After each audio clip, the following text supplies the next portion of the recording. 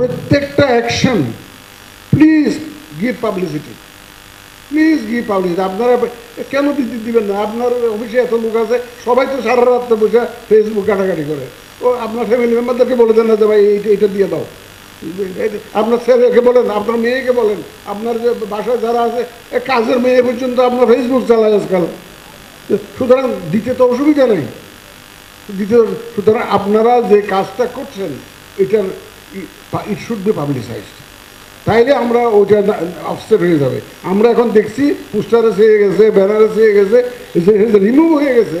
এইটা আমরা কারো বিরুদ্ধে যদি কোনো অভিযোগ থাকে, নির্বাচনী আচরণ বিধি ভঙ্গের অভিযোগ থাকে, কেউ কোনো প্রতিদ্বন্দ্বী প্রার্থী যদি আপনাকে হ্যারাস করে, দয়া করে এই নাম্বারে অমুকের কাছে কমপ্লেন করবেন।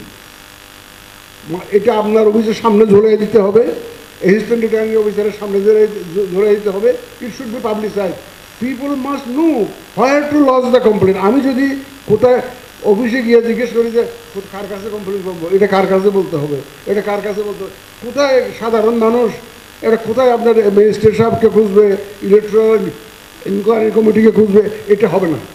মাসুদ সাহেব বলেছেন অলরেডি, আমাদের যে 10টা টিম করেছি এরিয়া ওয়াইজ, যে কোনো সমস্যা হলে যোগাযোগ করার জন্য। তাও যদি না পারেন, আমাদের যে ASM Humayun Kabir additional secretary, he is the head of the team.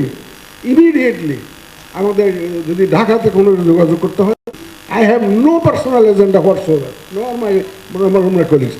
My only agenda is to die satisfied that I have been able to do something for this nation at this critical moment. এইটাই আমার একমাত্র agenda, আর কোনো agenda নেই। এইটা একমাত্র সম্ভব আপনাদের সহযোগিতা পেলে, এবং আমি সহযোগিতা পাবো সেই আশ্বাস আপনাদের কাছ থেকে আজকে পেয়েছি।